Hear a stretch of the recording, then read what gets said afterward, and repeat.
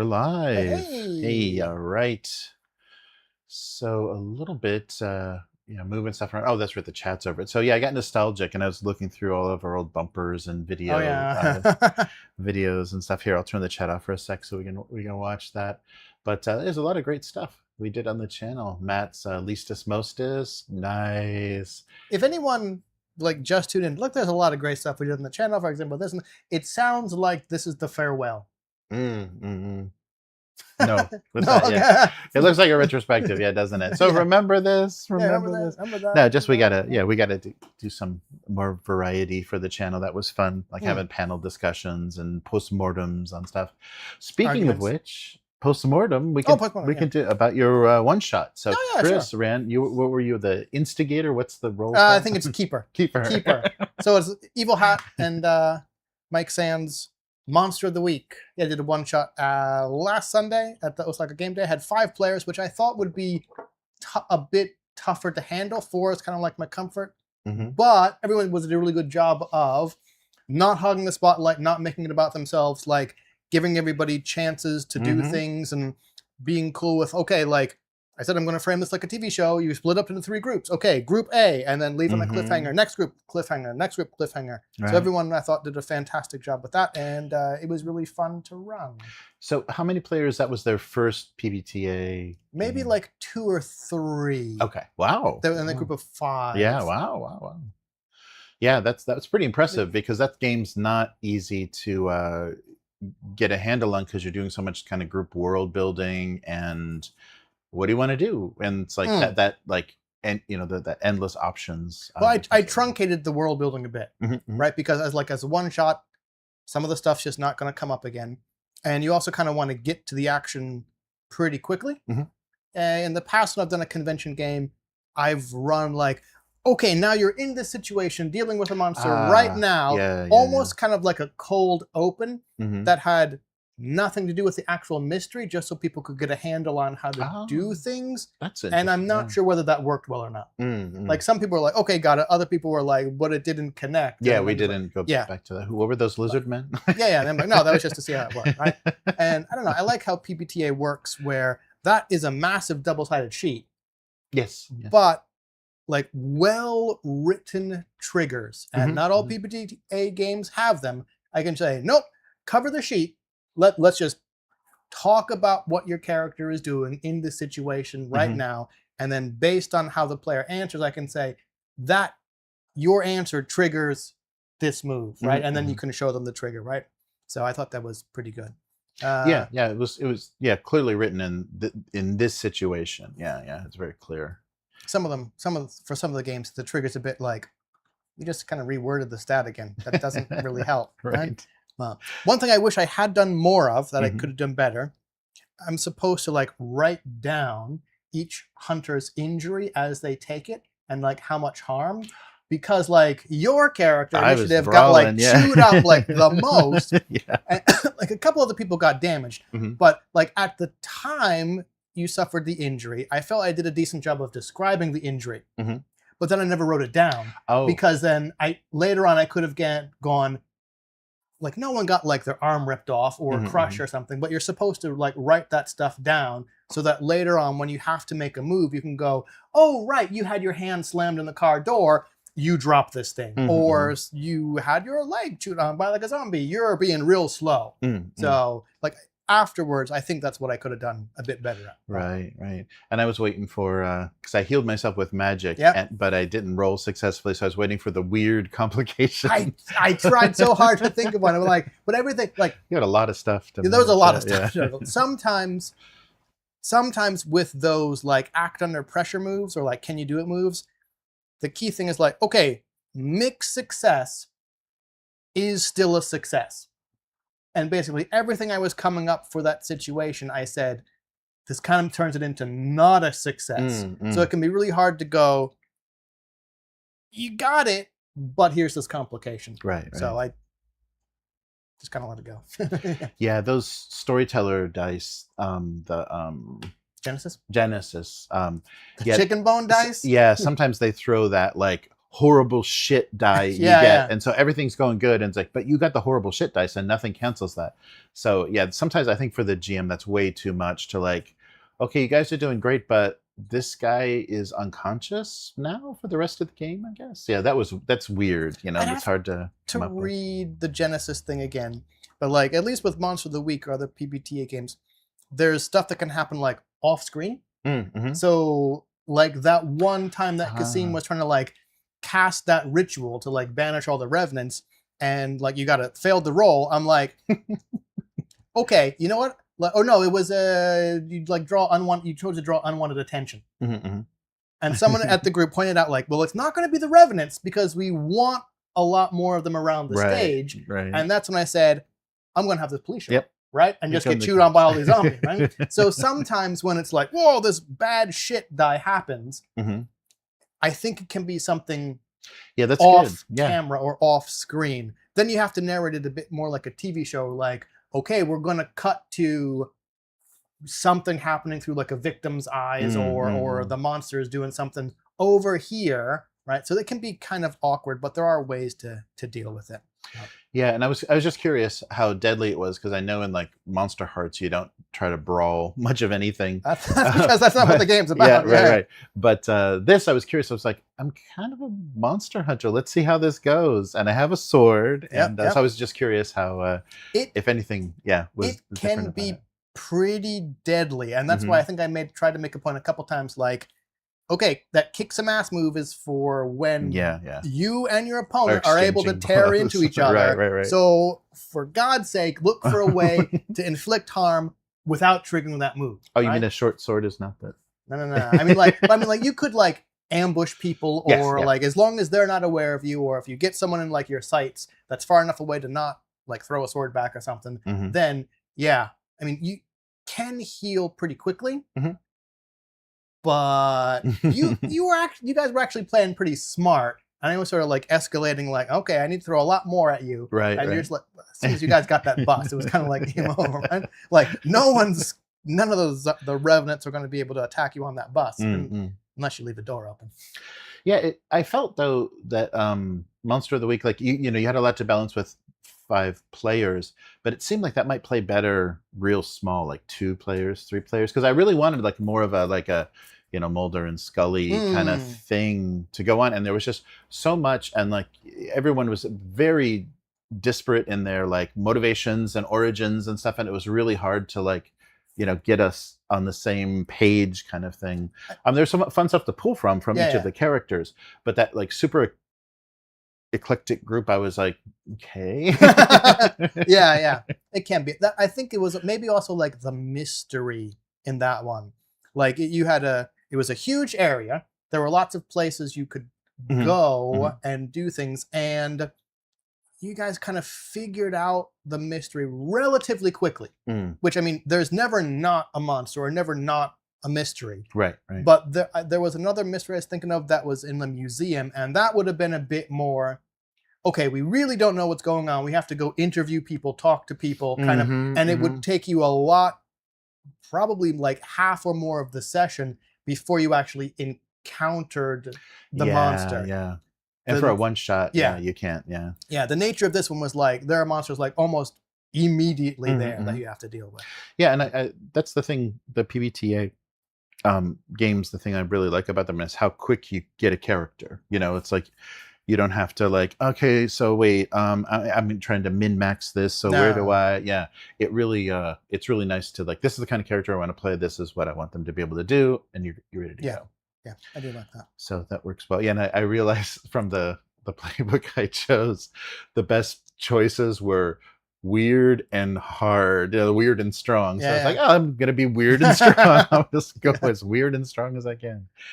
Yeah, it's fun. And sometimes that was the thing in Monster Hearts that I had trouble like feeling I understood how to use it. But when I forget what the move is called, but when you get weird or go dark or whatever, like you get images or dreams or whatever, this with the magic rules were real clear on what you could do with magic, and try to figure out how to use at it least for the use magic, right? Because Yes, then there's also like big magic, and that's when you go, okay, we want to do this huge kind of spell thing, and that's when the GM gonna go, Okay, how can I fuck with the players to make it kind of like difficult for them? Okay, you're going to need this and this and this, and you got to do it under the But I do like that those lists under the sort of smaller use magic is just choose your effect. If you roll bad, choose kind of the negative effect, and then the GM will kind of tell you what went wrong. Yeah. So I'd really like to compare Monster of the Week to that Strange Stories that podcast people are working on, because it is the quick rolls. These are the archetypes you're playing with. Which one do you want to play? Here's the mystery. Let's go. Yeah, maybe a few ways to customize your character. Right. Yeah, so I want to see what they're doing with that, and then the keeper can listen to an audio podcast that explains the mystery. I'm still curious about that. Yeah, I think that's still on crowdfunding. So we'll see. All right, so good to see everybody in the chat. Nice. So Clarion and Matt, of course, in early. Arturo, nice. Yeah, I keep thinking. Remember, it's not a holiday week in the rest of the world. Right. Yeah, that's true. It's Obon here, and everything's supposed to be closed. And Oh, and Casey's in the chat. Casey was one of the players. Yeah. Nice. Yeah, the mighty Karen and her news crew. That was awesome. And that was awesome to have that motivation, and the fact that you said it like in modern times, it's like, oh wow, we got a lot of options. And we also have weird motivations. Like I got to get this. I got to record this. Yeah. So good stuff. Oh, and Rob, hey, Minion is in the chat. Sorry. All right. Wave it away. I don't know. So let's get started. Wait, how do I do this again? How do it's weird. There's no microphone. I'm getting confused. I could stand up. I could walk up to the camera and begin this whole thing. Okay, let's get started.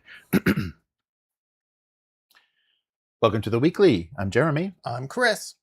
And before we get started, a couple of bundles are still active. Ooh. The Mammoth Chronicles with all their STLs, their 5e adventures. But don't worry if you're not interested in the STLs, because they give you full Foundry VTT support, tokens, art, and even printable standees for all of the monsters and player characters and everything for these adventures.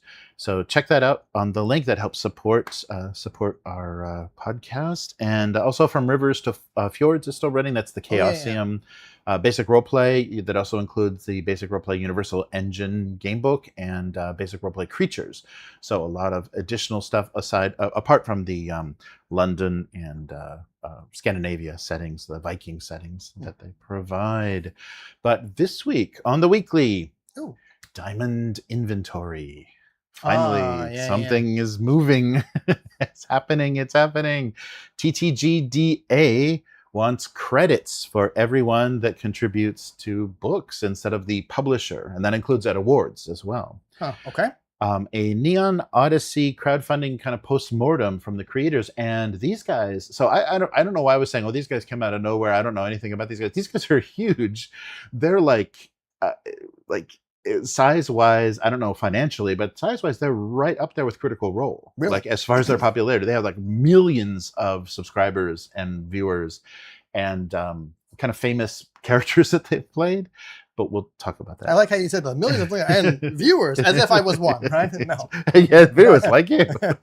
And finally, something fun. Dark Conspiracy is coming back with the Unseen War. So let's start with Diamond reaches a settlement to return publisher's inventory after it's been rotting in a warehouse for almost 2 years. Yeah, really. I hadn't remembered it was been 2 years, but yeah. Yeah, it's been like a year and a half, but by the time we'll get into it, it's going to take a bit here. Right. So months of back and forth. The trustees for the Diamond Comics Distributors have finally reached a legal agreement, and the warehouse that they're talking about with all this inventory is in Mississippi. So great. I'm sure it's doing real good. That better be an air-conditioned, climate-controlled, very modern facility. Otherwise, Mississippi is going to rot those paper products. That's nuts. Yeah, so it's been more than a year. We're going on to, but over a year. So this is including consignment. So we're talking about consignment inventory that all of these publishers gave Diamond as their exclusive distributor under contract to sell.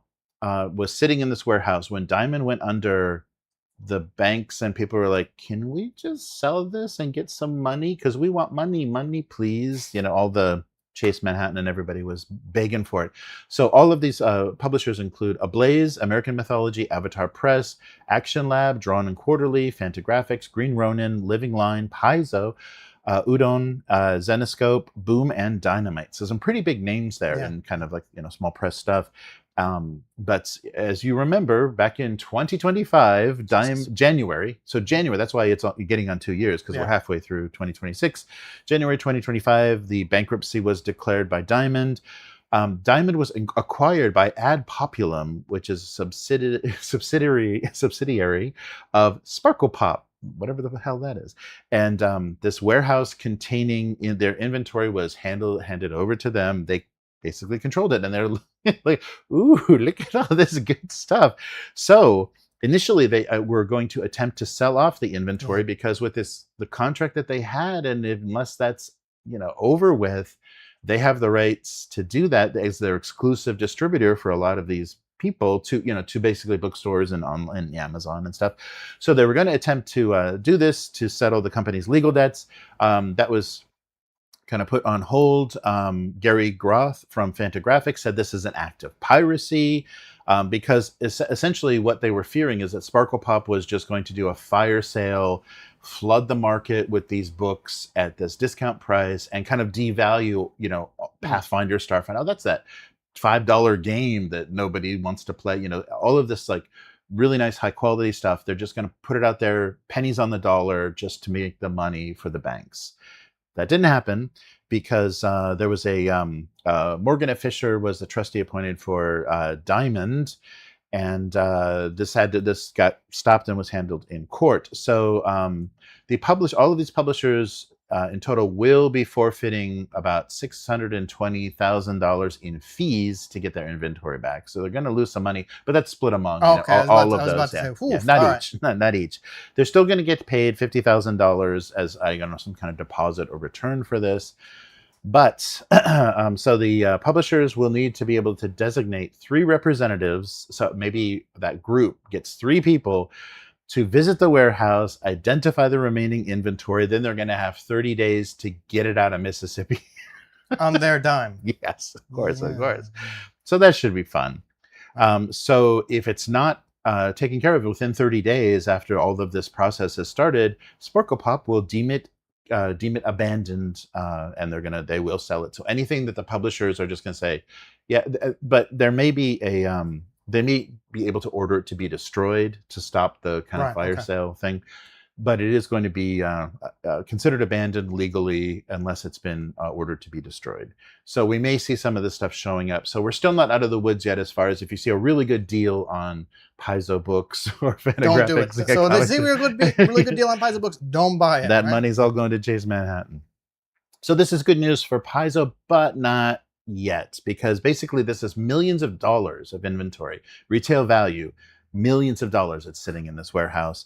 But Paizo is, still Diamond is the primary distributor of this. There is a contract. They need to retrieve this missing inventory, but that doesn't end whatever this legal agreement, because Diamond was it's in bankruptcy, but it was acquired. So there is somebody trying to sort through all this and make as much money as possible. So it's good that the competitive alternative to Dungeons and Dragons is still out there and kicking. But the CEO Jim Butler posted on his blog stuff that doesn't sound that encouraging, and we're not out of the woods yet. Right. So the agreement removes the liens and claims by J.P. Morgan Chase and the Diamond trustees over these products. Diamond has until August 26th to file an objection. Once the lien is gone, they can move forward with recovering their products. So Sparkle Pop, bought the warehouse. So Sparkle Pop is NCA or NICA and WizKids. So that's that whole thing. So, they bought the warehouse, so they were the ones holding it. The Olive Branch MS warehouse is what's in question here. They've had it for 18 months so far, and we have to determine what products we want sent back to the Diamond warehouses, and send our new books, and send any of the books to their new distributor or to be destroyed. But I don't think they know who that is yet, and they aren't saying who that is going to be, because they probably don't have one. Yeah, so we'll see. And I think there's still some question of legally, is everything going to be okay for them to get a new distributor, or are they just going to have to sit on this content? So let's see what we're talking about. These are the comments. Yeah, but that's everything. I kind of did a numbered order of these things that they're going to be going through, and hopefully it'll be sorted out in a month or so. Wow. And there'll be a bunch of station wagons driving from Mississippi probably back, that's what I to the Pacific Northwest, or I think that's where Paizo is. But we'll see. But Paizo is not going to just, suffer this loss. They're trying to make money. They're trying to do this. So we talked a little bit about them. They're rebuilding their web store, and they kind of did a really nice version of their web store to kind of guide people about what product, how to get into it, what products to buy, giving you options for physical and digital. But they did just announce that all the books that were only kind of exclusively on their web store are now coming to DriveThruRPG. So they worked out this collaboration, this partnership agreement with DriveThruRPG, because previously only third-party Starfinder, Pathfinder stuff was offered on DriveThru. Hadn't realized that. Because the stuff that was directly published by Paizo, they wanted to get the full reward and not have be able to pay whatever ridiculous percent that goes to DriveThru. Right. So now, previously it was the only independent creators that they stocked, but now this is going to be the full official Paizo catalog. So it's a lot of books. So we know that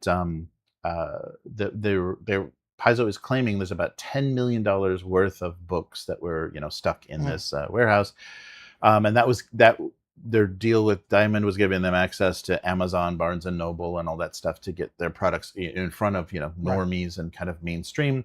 So we also reported previously they lost about $2 million in 2025, had to lay off 12 employees recently. They've stopped, scaled back on their distribution of free PDFs and promotions. Their investment in organized play products and virtual tabletop is going to be going away because they just don't have the staff anymore. So that was November of last year. They built a new website to kind of bolster things. So this means 1,200 titles of Pathfinder, Starfinder are. 100 titles. Crank stuff out. Yeah, they're not. With first edition and second edition. Okay. Yeah, they have their adventure paths, and everything they do are many books, and it's a lot of stuff. So the other thing that's interesting with this partnership, so all these digital titles are going to be for the first time on DriveThru. They're going to make whatever money they can. In the coming months, DriveThru will also begin selling Paizo printed titles. Okay. So you're going to be able to sync your Paizo account with your DriveThru account, and then basically be ordered the books that are going to be shipped from Paizo's, Paizo's distributor. So at least it's coming from Paizo's distributor. And it's not like print on demand. Yeah, and so I just ran into somebody else that's doing, I think Slay Industries, because we just played that last weekend. So Nightfall Games has that same agreement. So that they say physical copy, but then they also say this is additional shipping because these aren't, you'll get the digital, and it's not coming from DriveThru. It's not print on demand. It's not a Lightning POD. This is a real offset print, high quality book. So they have to differentiate because the prices, of course, are much higher for the real deal, not the POD. So another quote from Butler, expanding our partnership with DriveThru makes sense. It's easier for more players to discover and enjoy Pathfinder and Starfinder. We're excited, at Corp Speak, we're excited to bring decades of Paizo releases to the DriveThruRPG community with even more options ahead. So hopefully, this does get the real Pathfinder stuff on the front page of DriveThru to help compete with all the 5e, third-party stuff that shows up in the top 10 lists and stuff. Because they do have enough people playing it that if they're buying it through DriveThru, that it's going to be up in the sales ranks and people will see it. So good luck, Paizo. We're rooting for you. We're just not playing your games, but we're looking at them. We're looking at them and happy that you're around. Glad you're here. All right. And then we got some more news kind of in the tabletop industry. A group, the TTGDA, which I'll tell you what that stands for in a moment. TTGDA. Tabletop. Yes. Game Designers Association. Okay. So this is a group that's basically a U.S. nonprofit that supports tabletop game designers. They provide resources and advocates for best practices and work to set standards in the industry for how to do stuff like give people credit. So the writer on N-World was actually someone that was involved in the very early days, back in the early 2000s, 2001, in fact, with the ENnie Awards at Gen Con. And the thing that would come up, like if you look at the example of the Oscars, they don't give the award to Paramount and whatever I can't even think of yeah, it. no, 20th Century Fox, Sony, Columbia, whatever. Yeah. They don't give the award to the studio. They give the award to the director or the costume designer or the editor, the person that did the work, based on the categories. So this group is suggesting that should be a clear credit kind of movement is happening. And the first signs of this that we saw, so talking about the history of the Ennies, they don't, so publishers kind of like put forward stuff for the Ennies. They kind of like, nominate or, for your consideration kind of stuff, if they think it'll make them more money if they win an Ennie. If they don't, then they're not going to even suggest it. So that's going to take people that would be getting credit for things and be up for awards. You could at least say, I'm award nominated. But if your publisher isn't backing your product, you're like, okay, well, whatever. So that's a little bit of the thing that they were talking about with early days of Ennies. But we saw recently Chaosium, they just published their Innsmouth book, kind of the site, combining some stuff that they've done and putting it all in one place with great NPCs and locations and stuff. They have a clear credit section at the start of the book. And Isa Bilal on her social media commented on this right away. As soon as they got the book, they said, the new Innsmouth book is great.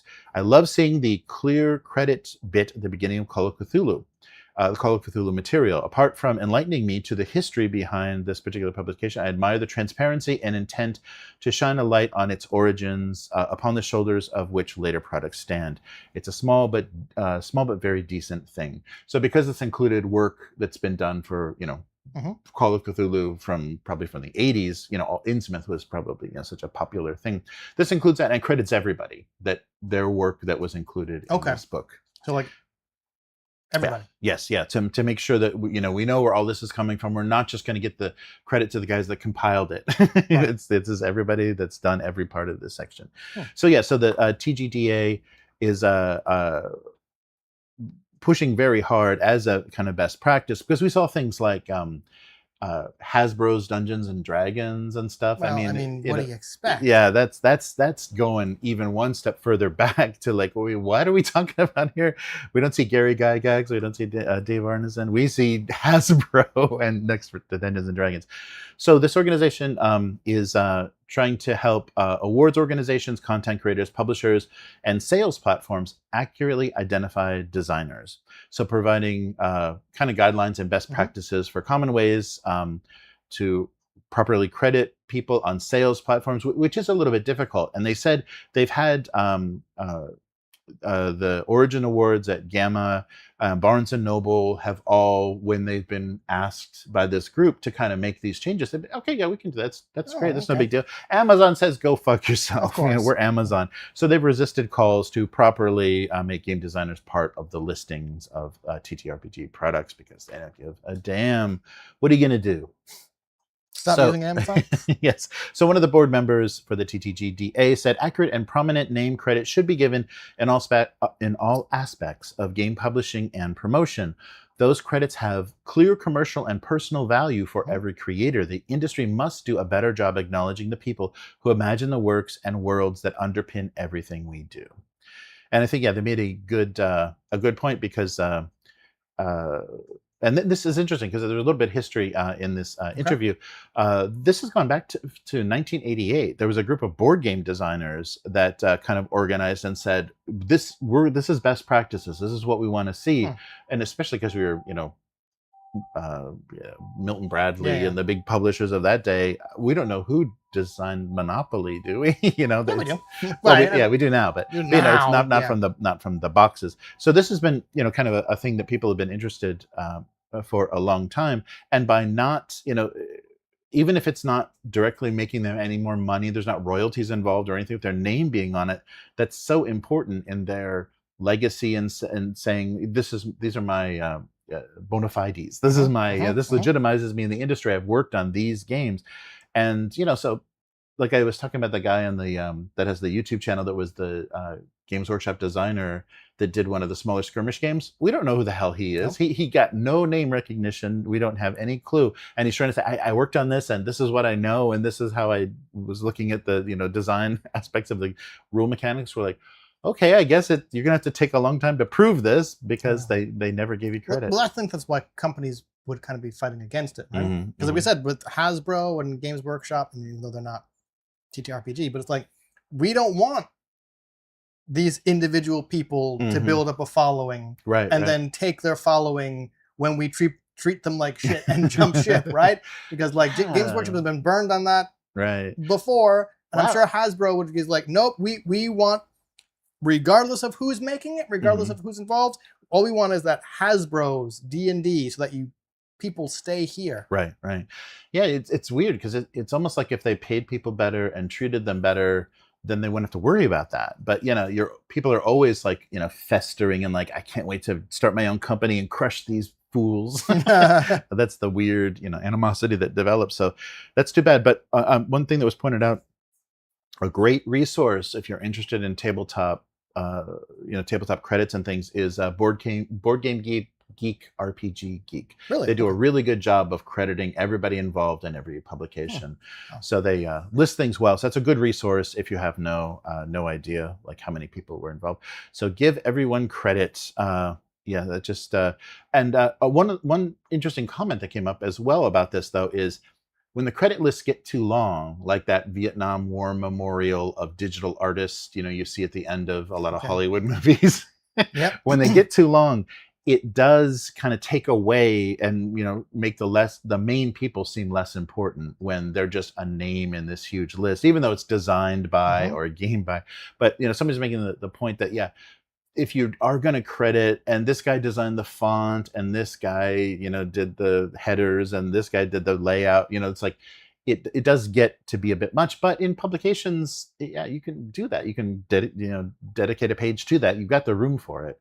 But it's just interesting that somebody made that point that you have to be careful because, and they're talking about things like there was a point made that the contributors to one of the recent books for the Darrington Press, one of the Daggerheart books, there are like 1 million people that worked on that. And if you compare that to something like the Gloomhaven RPG, it's just a tiny group that did everything. Did you actually need all? I mean, I don't know. I was just about to say, like, did you need all those people working on it? Right.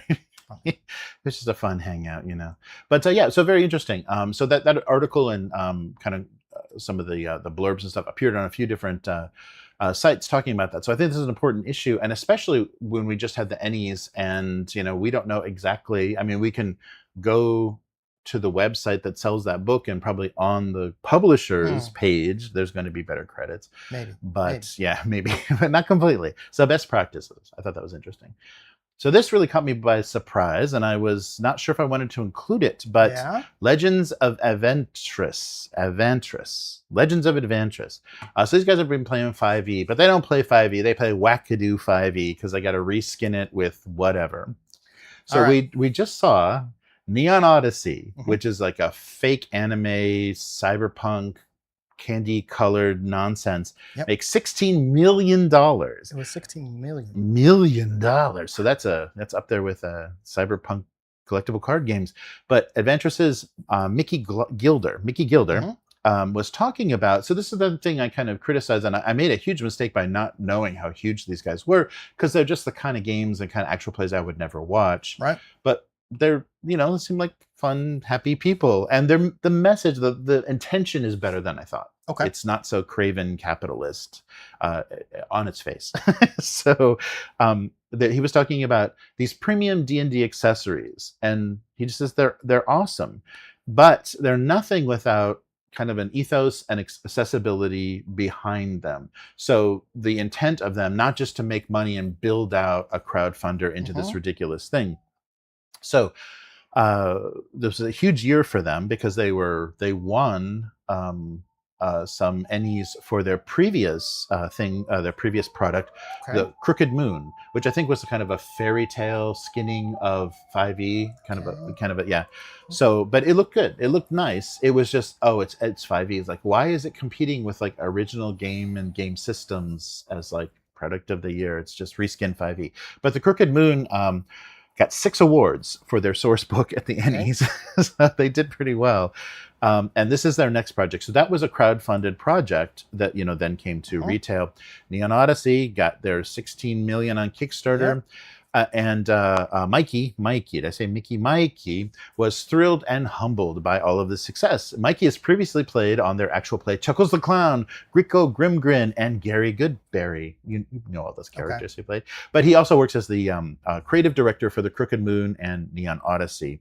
And he's also kind of got the business thing down, probably like Trial and Error is done pretty good with the commercial decisions that help make these books successful. He says it's a shared victory. There's a lot of people involved. He credits the Alchemy team for doing a really nice VTT for them that probably sold some digital copies. Xavier Colette was an unbelievable job on the art for the book, and all of the other artists, and as well as people that are working on the for Crooked Moon as well. So I'm sorry, he's probably talking about he's talking about both Crooked Moon and Neon Odyssey interchanged here. So Neon Odyssey was the result of, once again, literally hundreds of people coming together to bring their talents and passions to drive this shared vision, Mikey says. So D&D is more than a set of rules. It's a multimedia commune. You didn't know that. You said 5e sucks. It's a multimedia commune. Still sucks. So the desire, so all of this junk that is coming from, you know, kind of the theater kids and the people that want to dress up and wear the elf ears and stuff, because it's a desire for immersion, Mikey is saying. So dressing up and playing D&D really helps you get into the character. To a role-playing game, you just need pencils and paper, or now you can just use your phone. So it's always obviously optional, but accessories do help with immersion. It's cafeteria style. You can take what you want and leave the rest. But he says, you know, there's obviously a market for this because look how good we're doing. There's plushies. There obviously is. So they offered in this Neon Odyssey campaign that, you know, we talked about card decks, VTT support, custom dice, miniatures, map posters, play mats, pins, and plushies, and also miniatures. They said miniatures, actual physical miniatures. So that's why it's hundreds of people, because that's a lot of different expertise. So the Avantris fans want tangible evidence of their imagination game. And they don't want them to have to go to Etsy or, you know, have to deal with third-party stuff that are just fans. Because, you know, like Critical Role generates a lot of fan art and stuff. And some of those times those fan artists get, you know, their work on the show or get to, you know, get paid to do stuff for them. So the fan base is a creative fan base. So if they didn't do this stuff, if they didn't make the plushies, didn't make the miniatures, somebody else would. And, you know, so it's like, it's better if it comes from them, because then they have, you know, kind of the creative control. It's like, that's a little wonky looking. Yeah, you know, if they're going to have a coherent vision. So they're just saying that what they're doing is a premium way to play D&D, and people are willing to pay for it. And he proves it from their stats on their Kickstarter, which fucking blew my mind. So the average Neon Odyssey pledge was $328.60. The average pledge. The pledges, the tiers ranged from $30 for just digital buy-in to $999 for the give me every goddamn thing. The top tier alone made up 34% of their total funding. Sorry, not the $999 whatever the top dollars. Tier the top was 34%. Of course, it's $1,000, but that many people pledged $1,000. So that is over double the backers of the minimum pledge level. Why? So they had double the people pledging 1,000 that pledged 30. What did you pledge again? I didn't. Oh. A big fat nothing. No, okay. So yeah. So then talking about, you know, D&D books cost $50. Crowdfunding, though, has kind of shifted those expectations away from that. So yeah, some people do want to pay at retail, especially $50 for a retail book, but you're willing to pay wackadoo, goofy prices if it's foiled, iridescent, translucent, whatever, faux leather, maybe some Gold foil, can I tempt you? So, it kind of, gets people all caught up in it. Okay, yes. I can agree it does. Mhm. Because I haven't looked at Kickstarters or crowdfunders that much recently, but sometimes you look and you go, oh man, like special edition or whatever. Like there is that, and then I look and I say, I'm never gonna play this game. Right. And then I close the browser when I'm like, nah, right? But I agree that like that feeling is there, that that exclusivity, right? Yeah, and kind of being part of something. Yeah, definitely. Part of spending a lot of money. Yes. So Gilder also says, something we learned from Crooked Moon was that when you're crowdfunding, if someone is extremely interested in your thesis, they want to look for ways to spend money. As a consumer, I'm the same way. If it's a board game, I want the ultimate edition. I want the premium components. I want to dive in and get accessories to help with the immersion. So I think that when it comes to what people are spending their hard-earned dollars on, people are more willing to invest in things that bring them joy, especially as times are becoming uncertain. So you feel any sort of, I don't have a lot of money, but this stupid thing would make me so happy. I'll find the $1,000 that I need to buy this game. And then like a year later after it arrives, you go, and it's interesting. So Neon Odyssey, how he terms it. So they went for the bright colors. They think the thing that's really instrumental in the success of the campaign is what it offers is nostalgia-driven hope punk for D&D. Sorry, man. Hope punk. The nunchada punk thing is dead. Overused. Hope punk. No. I got hope punk running all through me. So we always wanted to create a galaxy of optimism, color, music, and nostalgia, a love letter to the things that brought us together. Anime and bubblegum, I guess, that made us happy when we were young, and all the things that will hopefully make us happy in the future. With the way the world is, I think people are craving hope, and that seems to have resonated with our encapsulation of that vision. I will not be spending any amount of money on hope on Neon Odyssey.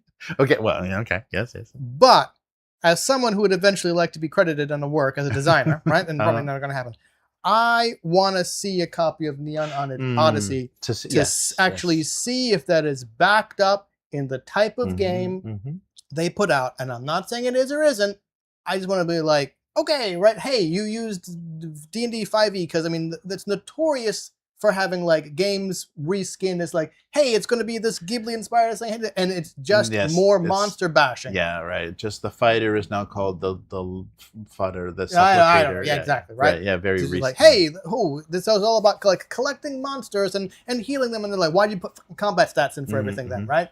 So, I'm not saying they do or do not live up to this. I'm saying I will not, but I would like to have a copy of Neon Odyssey to see if there's anything actually in the mechanics itself that pushes people towards playing hope punk instead of just gun to the head. Give me your money. Like, I don't know. Yeah. Anyway.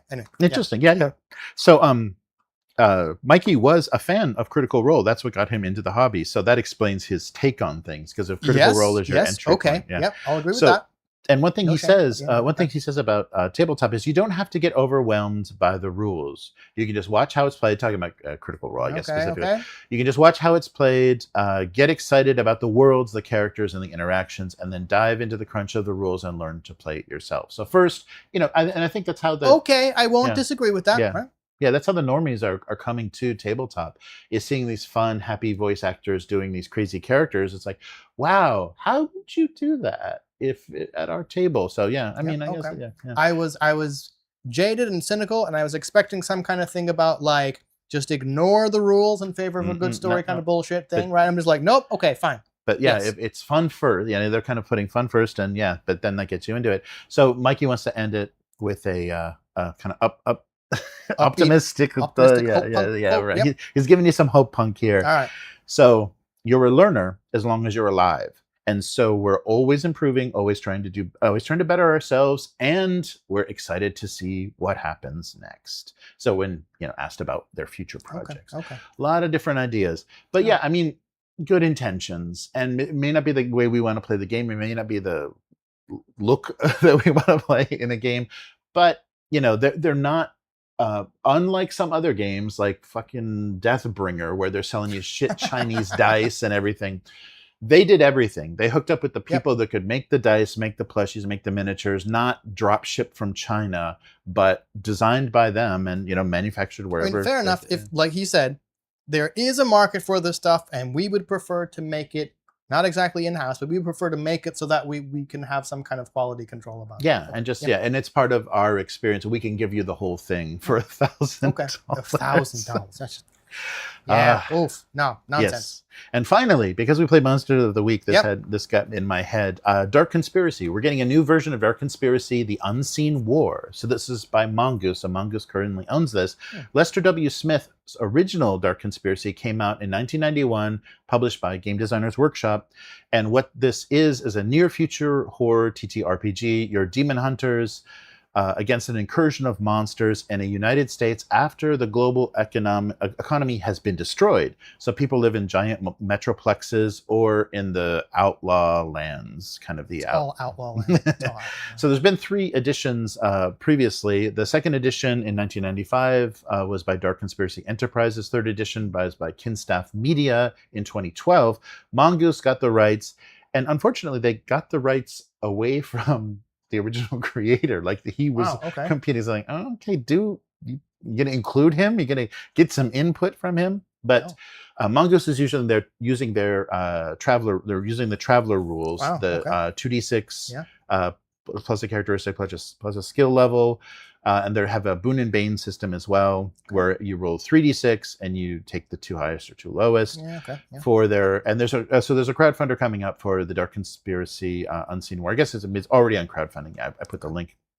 So what you're getting is a core book, a book of short adventures, and a campaign called The Dread Earth, in which you can play an agent, an empath, a mercenary, a military science, technical, or underworld character investigating these demonic incursions.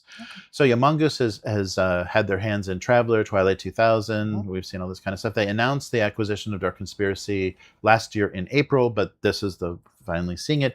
But at the time, Lester Smith was also trying to obtain the rights to the property that he created, but he lost out to Mongoose.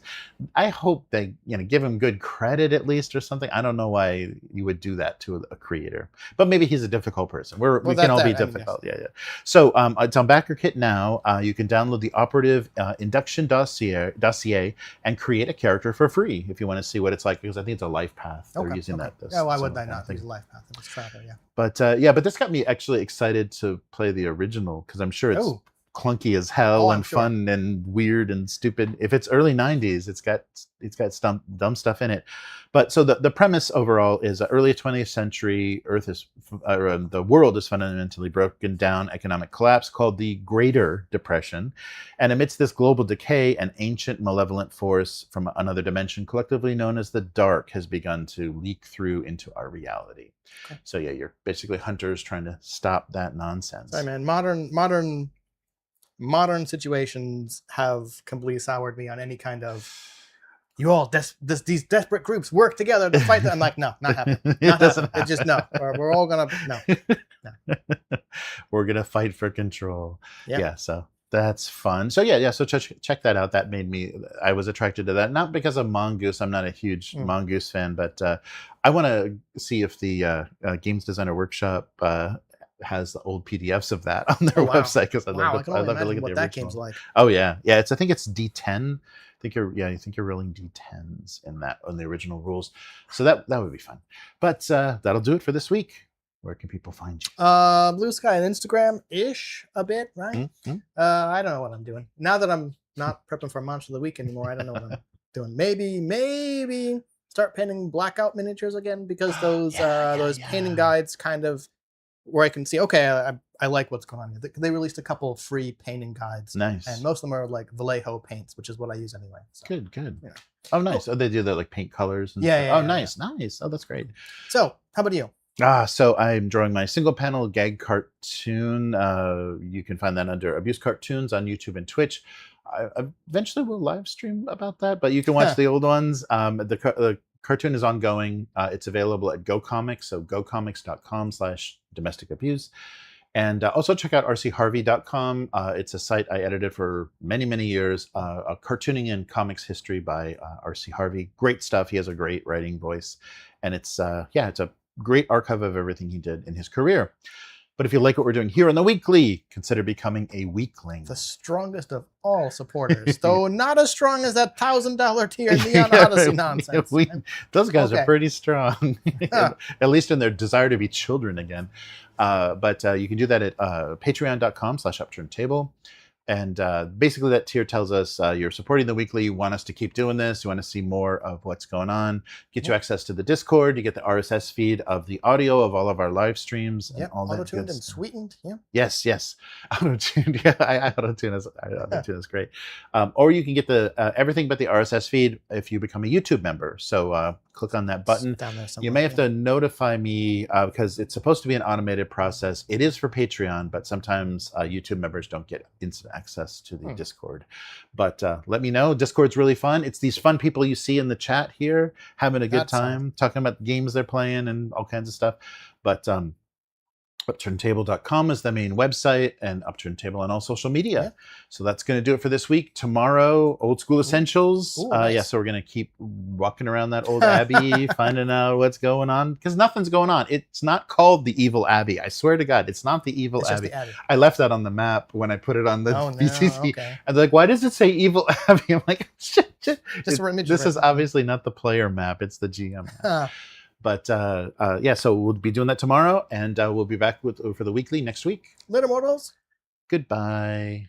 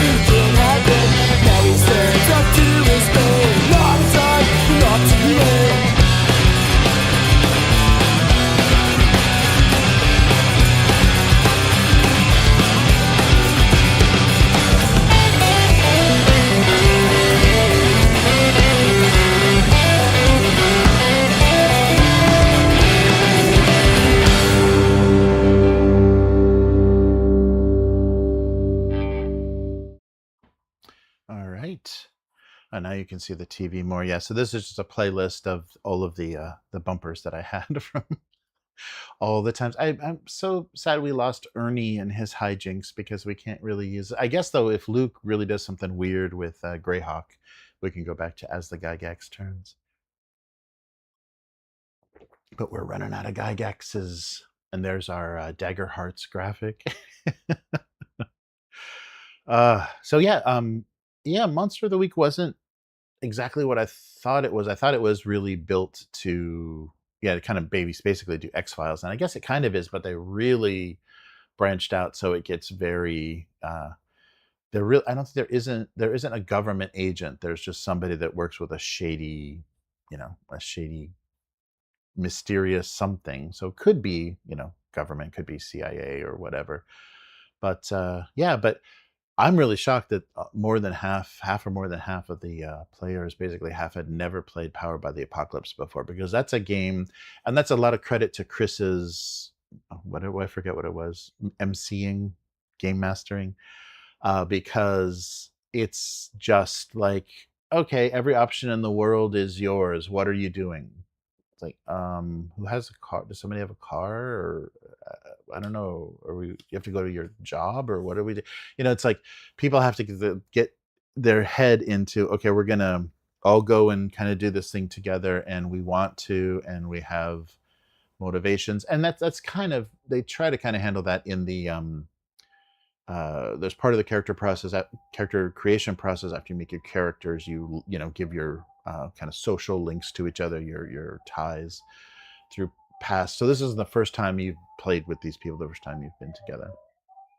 So that we didn't do much of that for the one shot. We just did kind of one simple connection that didn't really come up the same way, and sometimes mechanically that has a thing going on, but I don't know if I could run that system, because the first game I played was Monster Hearts, run by Chris, and that I got into. Then we did Dungeon World and second edition Monster Hearts. Never did Apocalypse World, or really anything else, because I think we've got some other stuff that's kind of Powered by the Apocalypse. But what's Matt saying?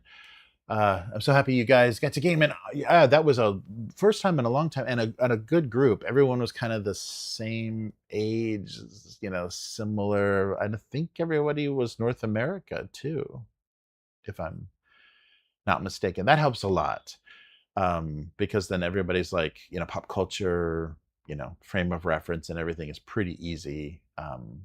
When you're pointing at somebody or you're making a joke, everybody gets it. It's not like, oh, we didn't have that. That wasn't on our TV. But I was hoping that it felt different. It felt like Monster Hearts for adults, without the, I love you, without any of the romance or sex moves or whatever. But I liked how the mechanics were spelled out. So they did a good job of like framing things. If you're in combat, you're both hitting each other, so you can die quickly. I would have wished it was it had something, because I was basically a brawler. I was basically a bodyguard brawler with magic. So I had to get into it, and just not, just get away, just run away before things got too bad. But and that's a different, that's why it's a different aesthetic with especially what we're playing now with Old School Essentials. You just you get in there, or you get a little bit of a jump on them, get some sort of advantage, but you don't have to worry about, oh, I'm dead, I'm not going to survive for long, because we had separated up into groups. I was basically the heavy with the reporter, kind of the online reporter, with Carol investigating. So Carol had a camera, but we all can use magic, so Carol's camera could banish evil spirits. So that worked out well. So thank you, Casey. You saved me from a fate worse than who knows what. Oh, that's right. Yeah. That's the inspiration. Yeah, I wanted X-Files, and it's Buffy, and I think I saw the movie, the inspiration movie, but I don't think I ever watched the show. So yeah, Buffy coded. So that's why there's no government suits. Thank you, Arturo. That was the thing that I was like, I want more X-Files, and so maybe like there's other games that will do what I want, but yeah. So we'll see. Because Chris was talking about everybody enjoyed it, so we may do it again next month or the month after that. So we'll see. We shall see. Oh yeah, Adam Coble. Did somebody already come up with that name? Oh yeah, of course. Yeah, Arturo did. Yeah. That even came up. That's interesting. Like any PBTA, and if you mention what are the other games? Oh, Dungeon World, and instantly people are like, oh, that guy. Yeah. But that was I watched the video of what he did, and it was just like, dude, stop. What? And especially when you're one of those people that's like, best practices, everybody's comfortable, lines and veils, X cards, all that good stuff. I'm a proponent. Anybody that doesn't believe that is an asshole, and very activist in their beliefs about how RPGs can be played. And then he has an essay session with a robot played by a female character that's like, I'm incredibly uncomfortable with this because you're having NPCs just do things to me, and you're kind of calling it, what the human equivalent would be. So yeah, I don't know if that's still out there, but I watched that at the time and was like, geez. And he was just like, the weird nerd thing was just bubbling up in him, and he was just like, he was really getting off on what he was doing. And I think that was a huge part. I mean, and also his previous political stances. But yeah, Team K. That's right, Casey. Yeah, that was so fun. It was fun to was fun to try that out. I wasn't, and I think we're playing the revised edition. I don't think they've done a full second edition, but they've done a revised. So switch stuff around. Nice. Yes, Rob just said it perfectly. Menyon just said it perfectly. So many sugar-coated psychos in our hobby. It's exactly right. The pink hair and the like, oh, I love everybody. I want to include everybody of all kinds of people, and then I want to do really weird things to them because secretly my fetishes come out in my gaming. Yikes.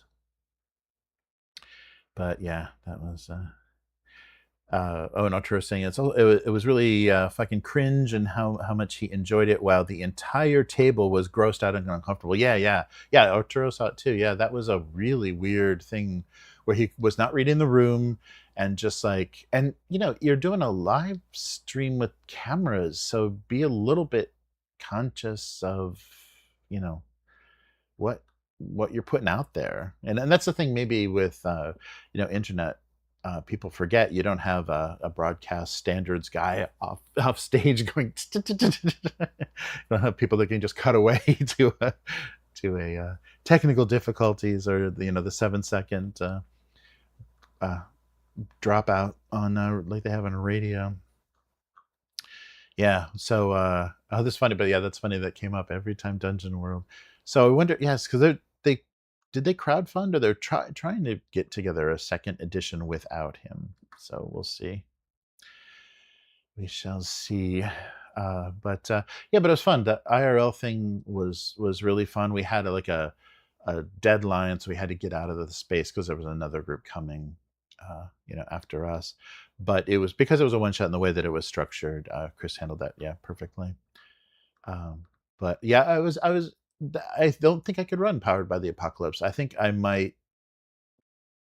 I don't know. Because I always kind of make that mistake, and it's kind of like the same thing when you're playing different war games and stuff. It's like, oh wait, I need to deploy in cover, or no, I need to deploy for advantage, or I need to deploy for objectives. I always I'm thinking of the last game that I played and doing that, applying those rules.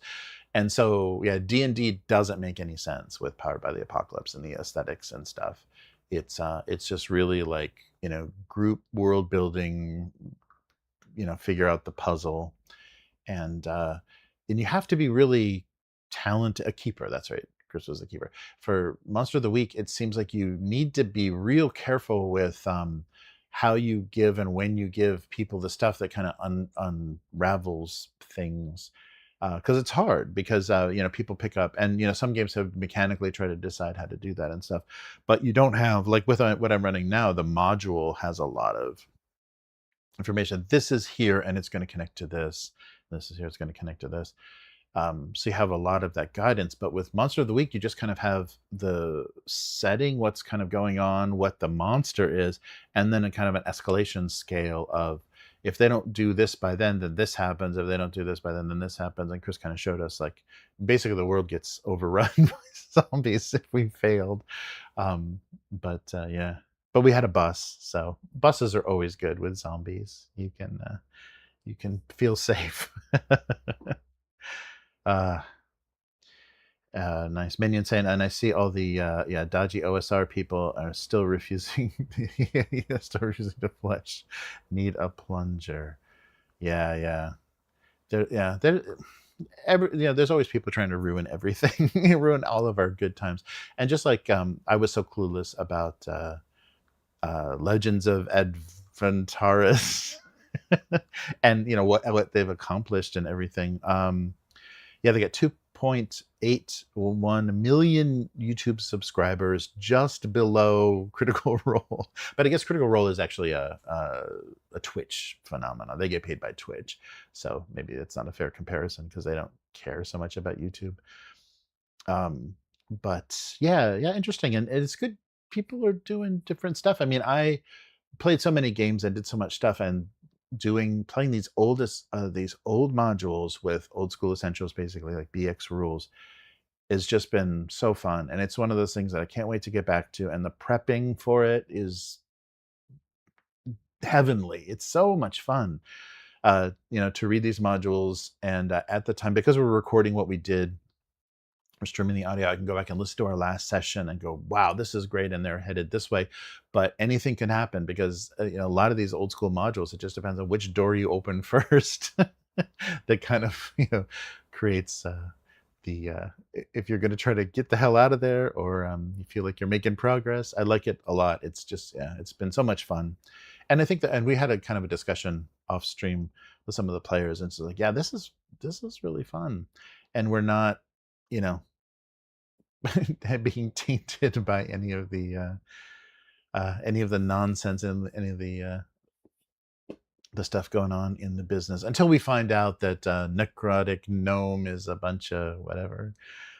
It's always funny. But I was that hopeful, sweet, and nostalgic thing. It's like, that's working well, because the millennials now, like people in their 30s, are just like, give me those Pokemon cards. I remember that. I just want to intoxicate myself with memories of my childhood. But reading about the Dark Conspiracy stuff for the new one, I'm not super interested in the new one, but the old rules for the Game Designers Workshop, the GDW one, looks fun. D10 based. So you're rolling one D10, a D10 or a pool in certain situations, and you're equal to or under a target number derived from attribute and skill. And then there's margins of successes, and they do life path creation and tactical combat, empathetic occult mechanics. Yeah, it might be fun, because we had a heck of a lot of fun. Let's hear it in the chat. Did we have fun with Slay? That was good. I like that little introductory adventure, and so then we can jump into that at any time, and people can come up with characters pretty quick, and so anybody can be in there depending on availability, and then just play another Blueprint News, and so because it's job based. The only problem is, coming and going means you didn't get money or the improvement from the last job. So we'll have to kind of cheat and bump everybody into the 9s, even if they have a new character, just so they can get. They were on an off-screen job for their first assignment. But that was fun. Yeah, I like the and of course the players, both Matt and Abyss were digging the whole 90s vibe and playing it up as much as possible. And especially having to come up with a silly code name for your squad and seek out the sponsorships and play for, play for effect, play for visuals, because you're constantly watching the news drones recording you and saying, "Hey, was that good? Did you like that?" So yeah, fun stuff. So yeah, we can always go back to Slay. The only thing that was messed up is I'm using like an incomplete module for Foundry for it. So I don't know. I mean, they should, because it's getting to that point where that's just a fact of life for a lot of systems. They really should do an official module and just not rely on somebody's hobby project, because it was super incomplete. And so the final fight, the final gunfight, I didn't have stats for any of the weapons, and I was just like, oh Jesus, yeah, nothing is here, so we're gonna have to just have to look up stuff and then roll, because it was not built into a sheet. So I just had to roll the dice roller. So it got a little clunky at the end, but that was my fault for not. It had been so long since we made characters, and I set up that adventure. I'd forgotten like what was missing and what I had to compensate for. But I found out very quickly on the fly all that was going wrong. But yeah, good stuff. Scorched Claymore. Nice. Yeah, that's right. I had my old Kyle trailer in there. Man, looking at the attendees for Gen Con, I think Kyle's lying to us about the white people leaving. I didn't see any white people leaving. It looks like they were just coming. More of them were coming. Yes, yeah. So X4, yeah, Desert Nomads. Almost done. Yep, next comes X5. Yeah, that's gonna be fun. And yeah, they do I don't spoil anything. Yeah, it's great. It's good fun. We'll have to really enjoy that. Yeah, because it's just really nice to be able to do it in this way. And people that, like Abyss is loves this style of game. Terry, Matt, and I like played this back in the day, so it's like hitting all the right, like our original idea of what tabletop roleplay is. This hits that exactly. And so it's fun to play games with different thinking, different engines and stuff, and kind of figure out how to make sense of that, and how to enjoy the combat, enjoy the role play in that. Yeah, that we've never played. I don't think we'll ever play. I can never run it if somebody else can run it. I think we'll ever play a Powered by the Apocalypse on the channel unless Chris is running it. Because yeah, did we? I don't think we no, none of that Monster Hearts stuff got recorded, because especially in Monster Hearts, I don't think you want it recorded. Oh, that was the other thing too that I noticed, that everyone was doing great with their characters and that system and everything. But I was thinking about it while we were playing. It's like, this is not very interesting to listen to. Like, nobody wants to hear what we're doing for the Monster of the Week. It's just, we're just having fun. And I really appreciate that what we're doing now with the live streams and with the Old School Essentials stuff is that we're not super conscious of the fact that we're streaming, but we're doing something that's at least listenable. It's kind of fun to listen to, because the reactions of the characters and everything are very entertaining. Because just listening back to our old sessions to prepare for the next one, I'm smiling like an idiot on the train or whatever. It was fun. It was fun when that happened, and people's the characters, the way the players are playing their characters is great. And I don't think that kind of stuff happens with every group. I mean, you can always have fun, but it's just like, ugh, yeah, we're just kind of, this is not very pleasant how we're working stuff out. Yeah, so interesting. Sorry, I think I getting in the way of the mics. And I think I figured out, so the voice, at least my voice, was a little weird last week. And I think that was a weird combination of the voice, noise cancellation, and the compression built into the mixer. So I turned the compression off, so hopefully it sounds a little bit better. We might have to go back to the old microphones on the arms or something if this isn't going to have, if I'm not able to make this sound a little bit better for the audio only version. Victoria saying, I would run a Gonzo X-Files inspired Monster of the Week adventure. Yeah. Oh, cool. That'd be good. Yeah, definitely. Gonzo and government would be fun, because that's just a fun thing to be always butting your head against that for X-Files. And it's always a fun way to, there'd be a fun way to end every session too. It's just like, thank you. You want to keep your job? Thank you. Yeah. Yeah. Yeah. Interesting. But yeah, good stuff. Stockholm syndrome. You can slap on anything extra from any other setting at any time. If you wanted to do it. Yeah. We wanted to do it with OSC. Yeah, yeah, that's true. I think yeah, there's some fun stuff with that system. We should see how well. I wonder if anybody's done that. Done like a kind of OSC version of like Boot Hill or any of the other games that were kind of contemporary with the early 80s stuff, late 70s, early 80s stuff that was coming out. Yeah, we'll see. Oh, but huge thank you. I forgot to mention this on the main cast. Sorry, Abyss. I received a big, beautiful box of stuff from Europe, from Abyss, that I will open carefully to not dox anybody or anything. I will open carefully on stream because I want to show off. Abyss was kind enough to send me a copy of Outside the Box, I think, the an English history of the development of Swedish roleplay.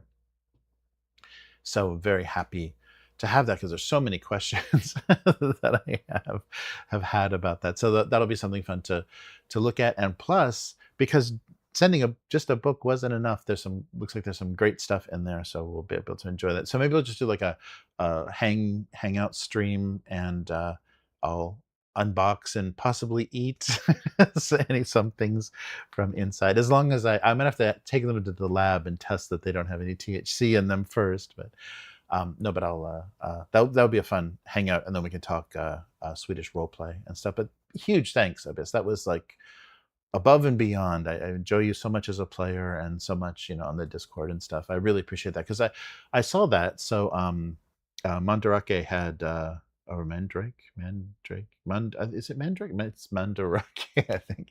But they had Fenderake. So Fenderake had a they've been doing Swedish kind of coffee table books of the histories of Mutant and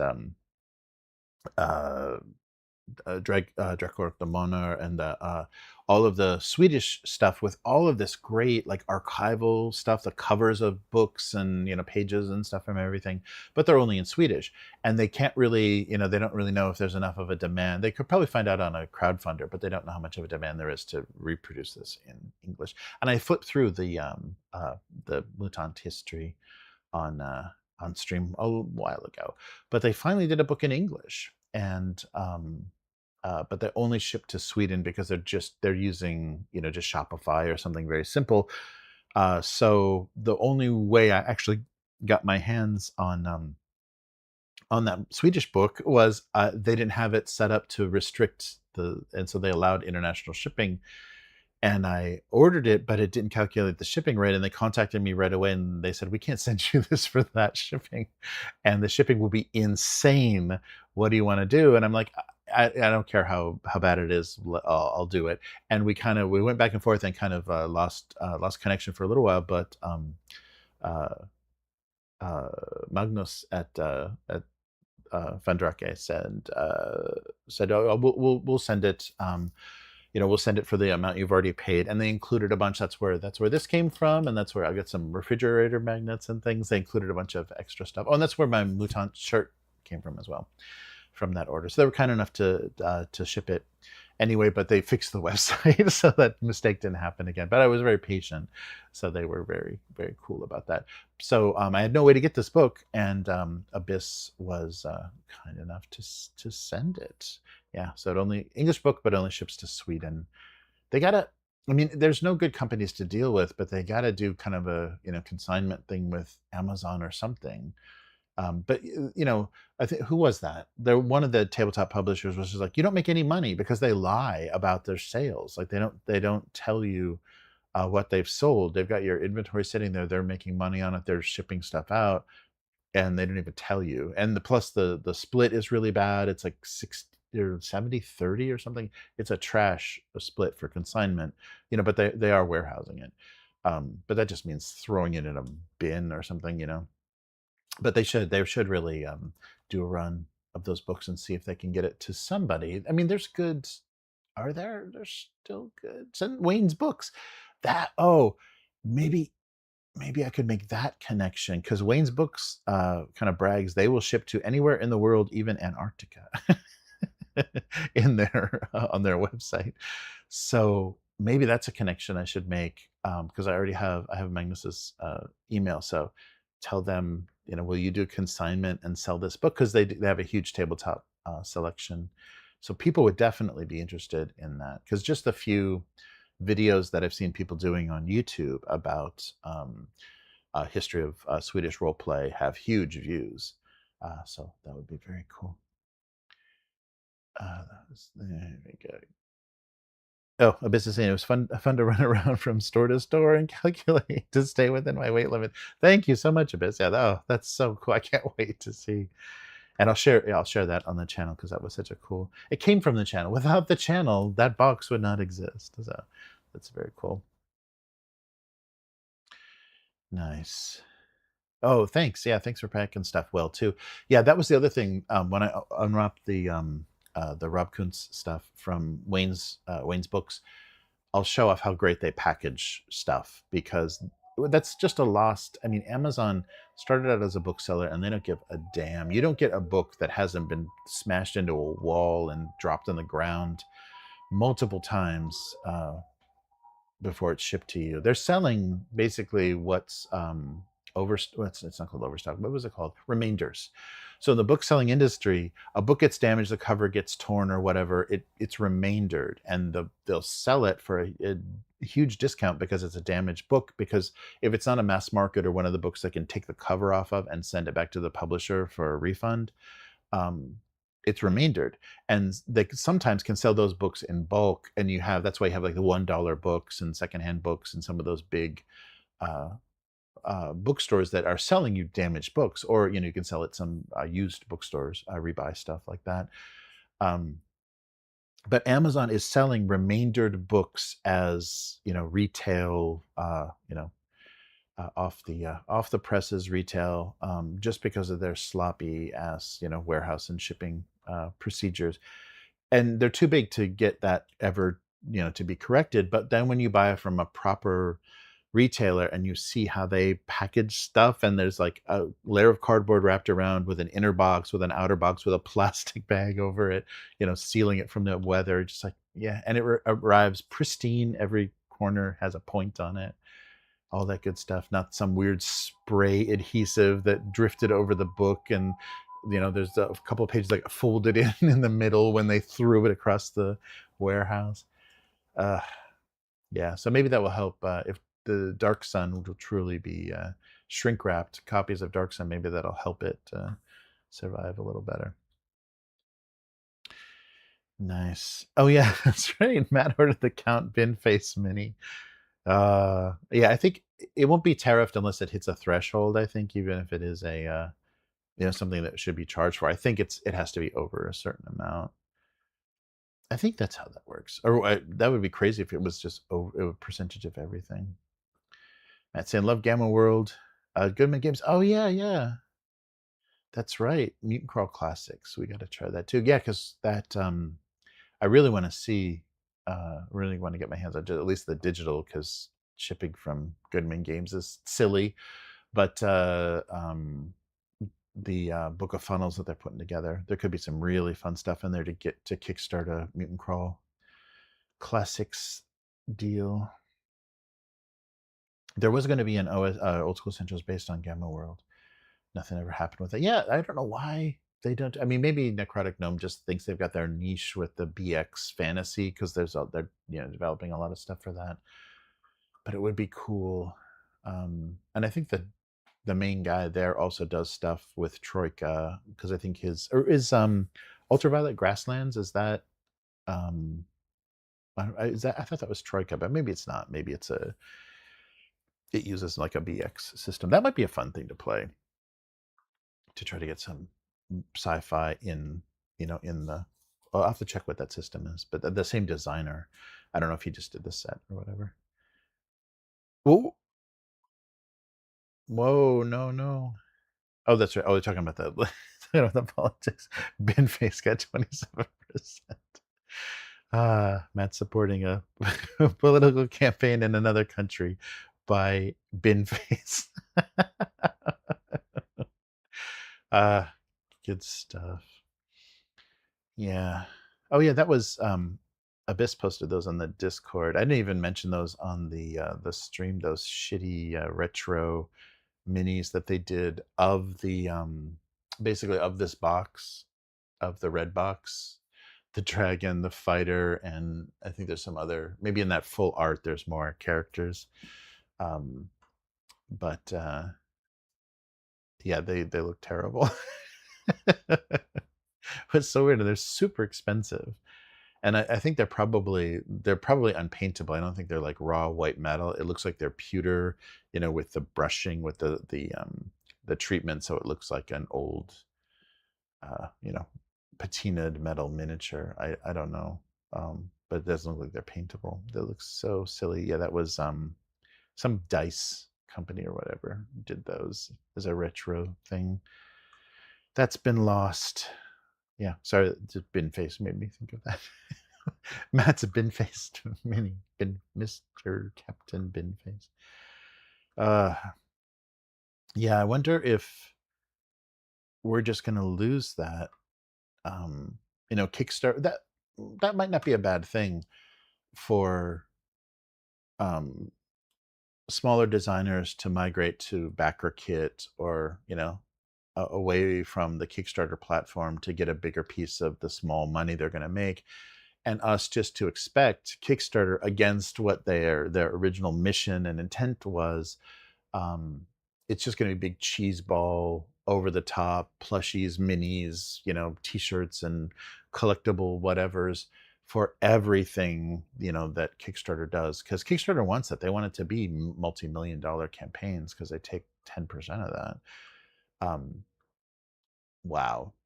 So Kickstarter made what, $1.6 million from Neon Odyssey. Jeez, for doing what again? Having a website. I can have a website you can log into and pledge on something. But that might be good. So we'll just know, okay, GameFound is going to be the kind of more hardcore deluxe board games. Backerkit's going to be the smaller crowdfunding for smaller press, and then Kickstarter is just going to be cheesy bullshit that you probably should be careful of, because people went too big too fast. I hope so. I think they've I don't know how big the that thing that they won the awards for, the Crooked Moon, I don't know how big they went with Crooked Moon as far as like support accessories, deluxe stuff. But hopefully they fulfilled that, and because I didn't see anybody talking shit about these guys, they must have fulfilled that okay. But I don't know the extent of how big that went. And there was one more thing. Oh, it looks like October. I thought they were pushing it until next year, but Mugen Games is doing Sword World is scheduled tentatively. They're saying October of this year. So I reserved, because they're doing a super Japanese thing where they're doing 3 pins that make a bigger pin. So the pieces, so make it basically a D6 with 3 swords. So if you reserve, you get the one side, and if you pledge in the first 48 hours, you get the other side, and everybody gets the top. And so they look okay like separately, but they assemble to make a super Voltron pin. So that's great. They're doing a very Japanese thing. But yeah, I hope these guys are successful with this, because they're probably, this wasn't cheap, to get this from a Japanese company officially to license this.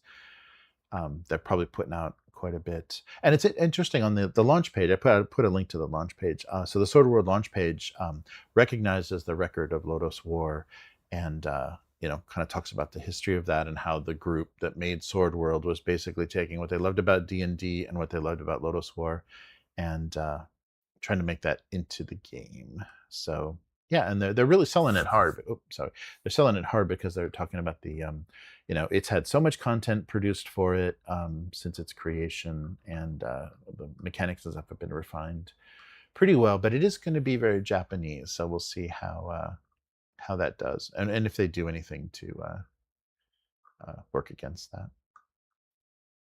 But yeah, the artwork's looking okay. The early stuff that I saw wasn't blowing me away, but yeah, we'll support what they're doing, and hopefully they'll be a little kinder to shipping to Japan.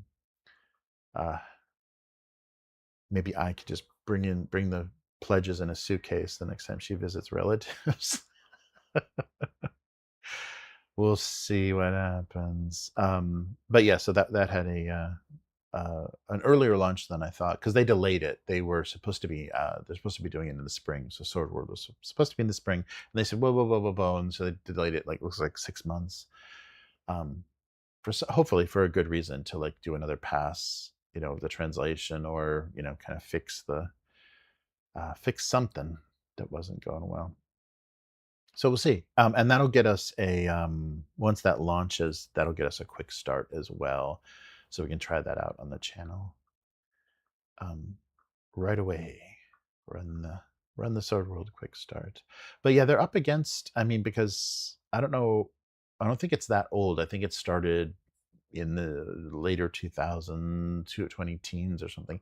But there is a Sword World translation movement, and you can get all of the I think they get around being killed by Japanese lawyers and stuff with cease and desist by, I think they just basically give you a pretty bare bones document that just does a direct translation of the rules and stuff. So if they're not using the art or anything that could trigger Group SNE to go after them. But there's a huge, everything that comes out is getting an English translation on a Internet Archive or something.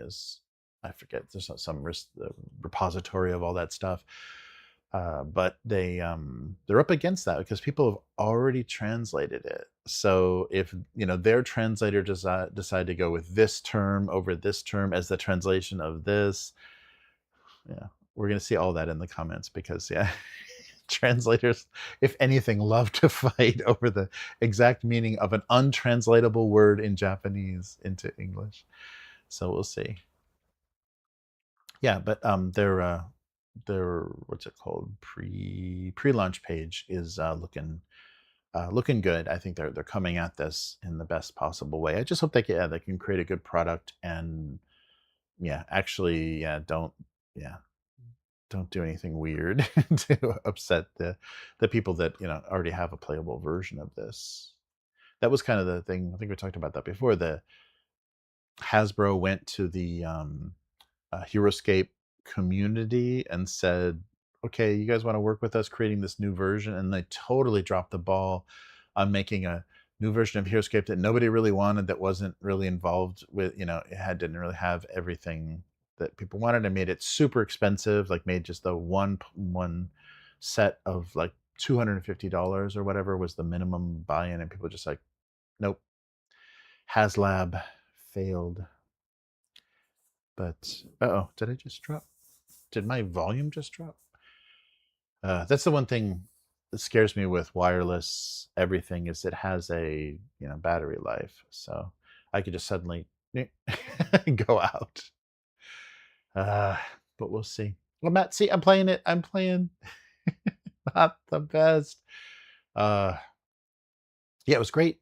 Great seeing all this stuff. I always forgot us harassing Mr. Brink. Kyle, what did you say on that podcast, Kyle? Miss it. Okay, cool. Thanks, Rob. Yeah, my headphones suddenly just went boom. So I have no idea, because it's got good noise cancellation, but it might be a little aggressive. I don't know if it's too much, because the audio quality for last week was not great when I was doing the audio only version. I'm like, ugh, this doesn't have everything. The mics are a pain in the ass, and maybe putting them back on the arms would make it easier. But those hardwired mics have a nice dynamic range and everything. They just don't there's no gating on them to, block a lot of the air conditioning stuff and everything. So this does that, but it also maybe takes the stuff, takes a lot of the dynamics out of our voices. So we'll see. Always experimenting. And look at how far we've come. The least is mostest. Oh yeah, what did Matt say? Sorry, when that came up, did Matt say something? Are you working on another one, Matt? You gotta work on another one. Get some other contestants in there. Whoever won last time can be returning champion. And we'll do like a dollar amount or credit amount. Oh yeah, Lisa's Mostis was great. Oh yeah, that was clear. Yeah, good stuff. Yeah, thanks for all that hard work, Matt. That was awesome. Putting together all those like really hard questions, stuff that made it rough. Yeah, but it was great. Yeah, it was great to see you, Casey, and it was really fun to game in person. I really want to start doing that. At least have like a monthly thing. I guess that's what Jig is attempting to do. But yeah, just come up with a group that's like really like-minded and can really enjoy games together. We'll see. And always, I'm always thinking about recording stuff. So that was the thing I had to, I had to, just like Carol, just like Carol's addiction to content creation. Everything doesn't have to be content because the stuff you do offline informs everything else and makes you a better player or a game master or whatever. Nice to see you, Quark. Nice. Yeah, quick start for Sword World. Oh yeah, sorry, Quark has some knowledge of that. So talking about Sword World and the translation, and the fan translation is very, very complete. Yeah. So there's it's hard going into that, competing with that because you have this like rabid for free, just like the archive of Nethys. These are people that are just giving their time because they love this game and love this system and want to create something for people to be able to play it. And that's what those translations were. Just people that love this game and want to have it out there. So they already had the 67-page primer. Nice. Oh yeah, that's right. Just for following the page. That's right. Yeah, everything that's come out in the however many years. It's from the 80s, right? 80s or early 90s. So it's had decades. It's had like 30 years, 35 years of official content. Yeah, 1989. So 35 years of stuff that's been produced that is in English on an archive that's trying not to violate any of the stuff that would trigger a lawsuit. But without that, I don't know, because that created the ability for English language, the English speaking world, to enjoy Sword World. So Mugen is benefiting from that. They're getting those people over. So it's a difficult thing. They got to create a good product. And why didn't this happen sooner? But it's just like I think that's the problem that so much Japanese media has, anime and films and stuff. They'll get fan translations, because of the internet. People stick stuff up online, and they'll do fan subs. Remember fan subs for that, for stuff, just to be able to share it and just for people to be able to enjoy it. And they gave their time, and so it used to be, dating myself, comic book conventions, there's a box under a table where if someone's selling VHS tapes of whatever, there's a box under the table that is dubbed laser discs with burnt in English subtitles from a like a video encoder, kind of the old school way though, kind of like when a public access station puts up text on a page, those crazy burnt in. So somebody from Okinawa or stationed in Yokohama or whatever, some military brat buys some laser discs and brings them over, and then somebody dubs them onto VHS and then hard subtitles them, and then people sell those. That's what anime used to be. It used to be under the table. along with everything else illegal. But that is now on the internet, so there's now, people have, everything's probably got some sort of fan love to it and gets subtitled. I'm sure that's been diluted by AI and stuff, and all the auto generated subtitle stuff, that who knows what kind of results that produces, but I'm sure that's being contaminated with that. But it was these groups that just had this huge love, and so the fan sub groups would do specific series that they liked. So they would do all the kind of shoujo manga series, or all the sci-fi stuff, or sports, or whatever. You'd have people that would kind of like, these are our things. There he is. There those poor little halflings suffering under the weirdness of Kyle. But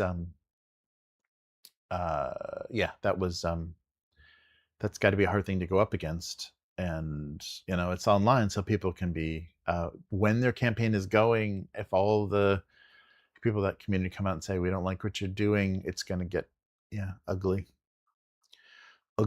I just hope it doesn't cost them the campaign. I hope they don't lose. This doesn't fail. But Backerkit is, this is right, this is just the pre-page. Backerkit doesn't, it has goals. It has, because they're doing weird things with crowdfunding now, where stuff doesn't have a funding goal, and then it just has a time limit, or now it doesn't even have a time limit. It's becoming like that other thing that people don't even use anymore. I don't remember what it was named. It's been so long since I've seen anybody put anything on there. But the one that, it's just kind of like a GoFundMe for making something, and it just like sits there, no time limit, no goal, just like, give me money to make my thing. I forget what that was called. But yeah, I don't think that's doing much anymore. But yeah, I can't wait to Abbey it up. The very it's a vegetarian pacifist abbey full of wonderful people that are feeding and not bathing, because their bathhouse isn't quite functional, but they're taking good care of you. And you defeated the curse, you stopped the blight, so the abbey can return to its non-snow covered version now, and guests will come back again. It'll be beautiful, and it's all because of the water merchants of Haven. If Matt didn't try to bring all that water into the desert, this wouldn't have happened. But yeah, that should be fun as all get out.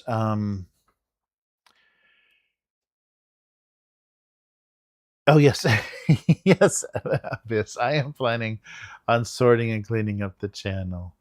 Abby in the Abbey. Yes. I just realized that because I went to from my other account, I went to the YouTube channel and said, oh, it's like the branding and stuff is such a mess, because there's so much Idle Red Hand stuff, still on the front page and everything. So yeah. Oh yeah, that's right. Yeah, that was the thing. The executive producer was talking about Dark Sun. I don't want to see what Wizards of the Coast is going to create for Dark Sun. I just want to see the sensitivity reader's notes for what they want, what they have to do to make a product that's going to be acceptable to everyone that Wizards wants to send to. That would be fun. Yeah. So depressing. Oh yeah. Quark knows. Yes, downloading subbed anime on 50K modems was a good time. But you had them. They actually had them so much better than even the VHS stuff. Yeah, that's crazy. Yeah, I definitely want to, especially because we're getting so much attention to the actual play stuff, and people aren't finding stuff from the front page. Although I don't know, how many people actually see that. But yeah, that'd be good. I'd be saying, am I trying to tell you that you should just lit that fucker on fire? Oh wait, no. I'm not saying anything. Oh yeah, yeah. We'll see. We'll see what happens. But yeah, a feast. We will begin the session with a feast in honor of the brave heroes. But yeah, this should be cool. Oh man, yeah, I'm gonna have to have a very late lunch. Yeah. Oh, what else? Yeah, I'm gonna take a look. I really want to see what's available for Dark Conspiracy, if it's on drive-through or if there's the original stuff floating around. That might be a fun. And depending on the materials that were out for it. Yeah, I don't know. I've got the starter box for Mongoose Paranoia, and I think I've got like a Mongoose something weird, like a Judge Dredd or something. Um, but yeah, I'm not when I don't get excited when I hear they're doing stuff. Yeah, I don't know why. I just I think anything's made it to the table for for Mongoose stuff. Yeah, I don't know. But yes, the channel does need cleaned up, as well as the Discord. And if anybody wants to offer some advice, please, because I'm just kind of yeah, randomly. So that's the thing. Like once stuff took off, once we got monetized and stuff, it kind of became like I don't want to touch anything because I don't know what led this to where, and who's finding this because of what, and just worried that anything that I adjust, it's going to kill like some aspect of the channel. Because the analytics don't give you enough information about exactly what's driving stuff. It's not like website statistics where you can see exact URLs where people are finding you, and how many people and what stuff. They are just more focused on watch time, like optimizing watch time, which was insane for the last, not the last one, or was it the Gen Con? The Gen Con weekly was insane. It like shot up to like 500 viewers, and that wasn't true, and it got a lot of hate. It got a lot of like, what the hell is this? This is a guy watching television talking to a chat. This isn't a live stream. Yeah, that was really weird. So I have no idea what happened. And now there's a delay in processing. So the watch time analytics go like this, and then once they reach that date, it just goes down. But then there's a note that says they're still processing. So something went wacky. Some adjustment was made at YouTube and whatever. But it didn't generate in any subscribers or anything. So it was kind of a meaningless mistake on their part. Brinkwatch. Oh, that's right. Hashtag resign Kyle. Well, he kind of did. He moved on to Disney or Lorcana. What's that company? He moved over to there. But oh yeah, and the current.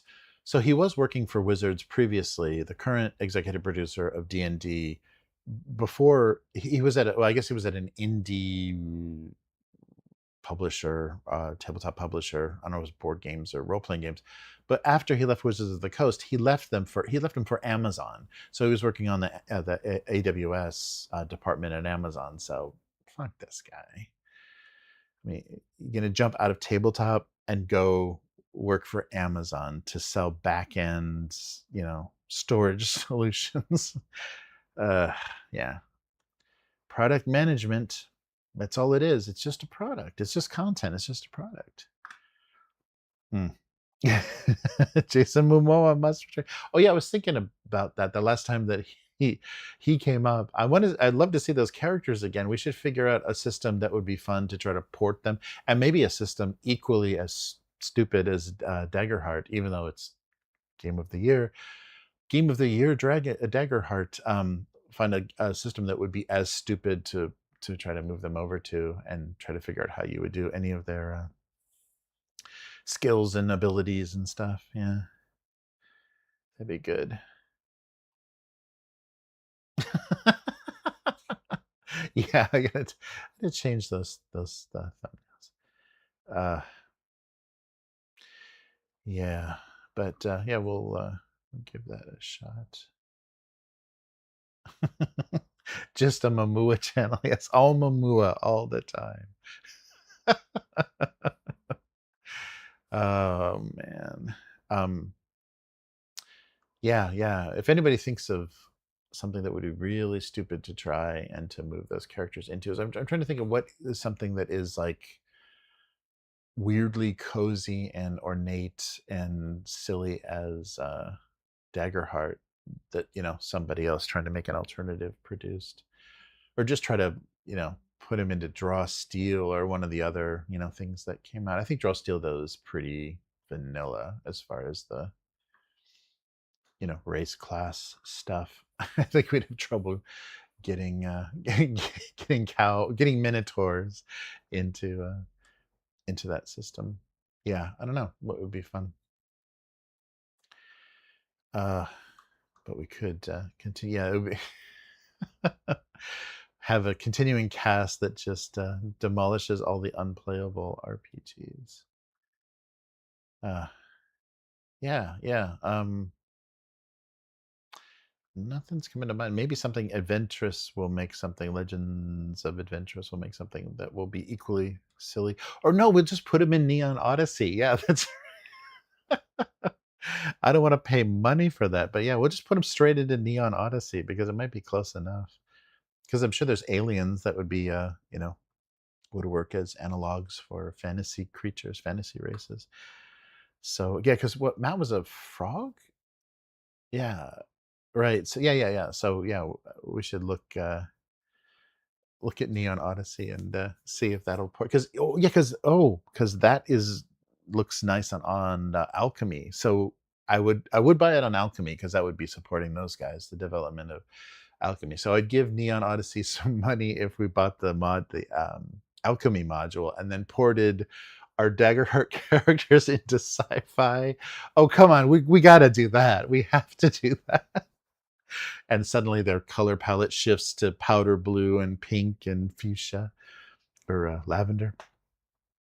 But neon, and very, very comforting. It's hope punk. Is Jason Momoa up? Is he compatible with hope punk? Oh, we have to do that. Come on. We have to do that. Totally jump genres with the same characters and play whatever the hell. I guess it's just 5e, but yeah, play 5.5e cyberpunk anime. Like this, it's going to look like this. It just looks exactly like Daggerheart. All the love and hope in the world. Yeah. Oh, man. Oh, this says, don't worry about the PDF. There are ways that these things happen. No, but if they did, I mean, but we're playing 5e though. Yeah, that's the only thing. I'd rather play somebody's, weird take on another system. Yeah, but Neon Odyssey does sound stupid as heck. Oh, Matt saying, could we play that Albedo game? Oh, wasn't it just furries in space?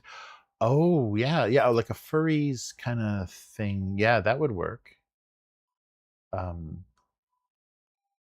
Yeah. Business characters named Neon. That would perfectly work. Yeah, that's right. That's the only thing that's so depressing. It's just like, oh, yeah, 5e. We don't stars without number. Yeah. Hugger. Oh no. Yeah, just port them into Deathbringer. Oh my god, we dare not say that name. Yeah, that's right. We'll just have we won't say what game we're playing the whole time. We'll just play whatever fake fantasy OSR thing that is. Yeah. Oh yeah, that would be funny. But definitely not give them a penny. Yeah, that would be funny. But everyone's wearing chainmail bikinis because that's just how we roll. We don't give a damn. Yeah, that would be funny because that is a weird system, and we'd be playing on circles. Yeah. Yeah, that'd be fun.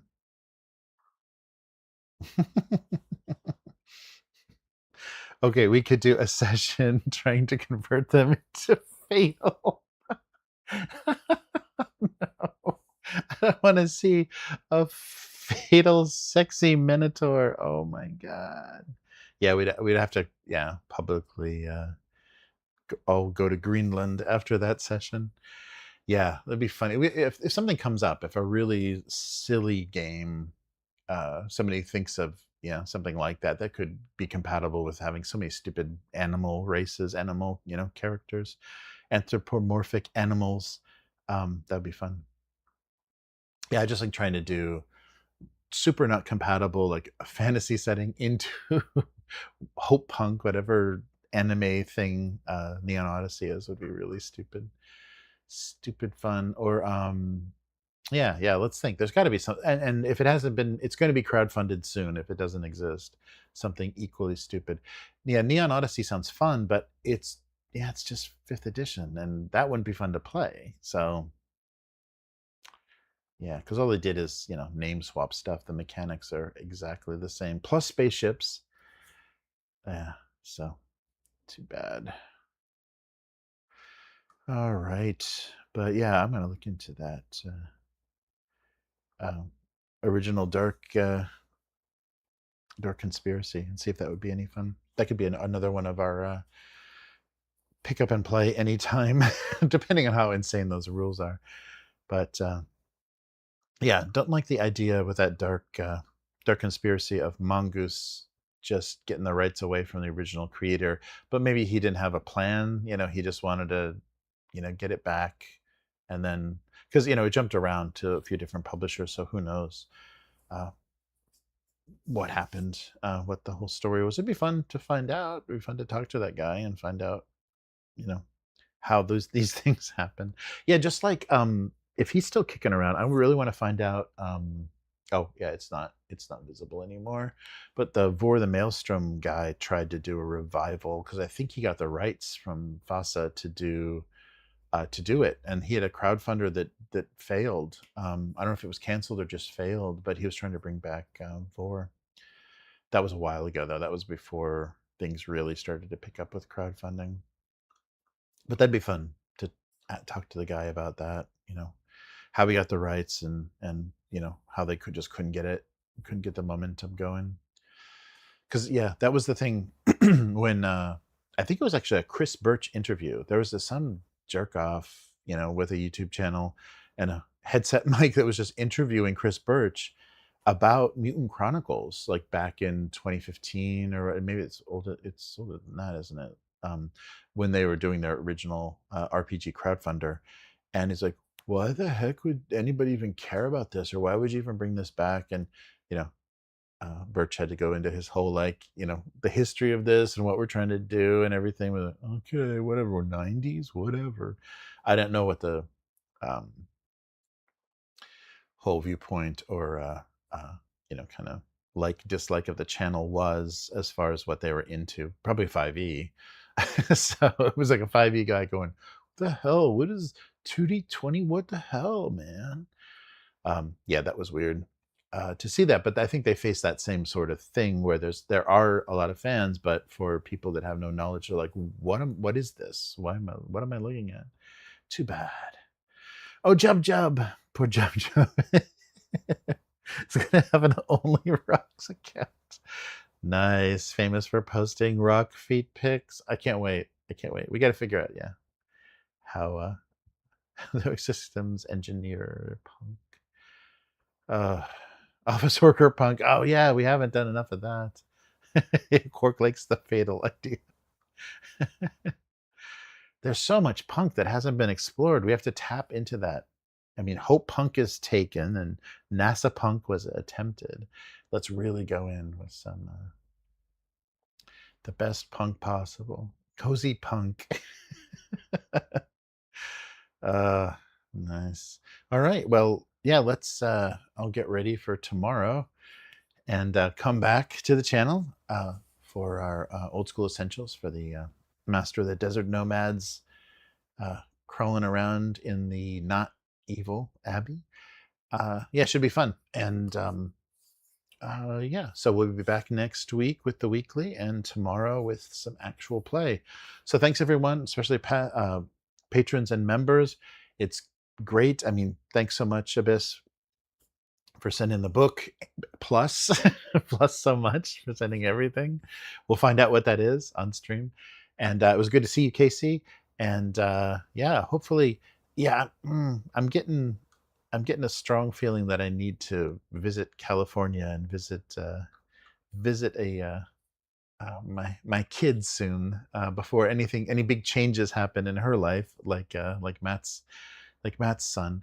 So that would be a good opportunity to meet everybody that I'm gaming with in Fresno. But take care, everyone, and we'll be back again next week. Goodbye.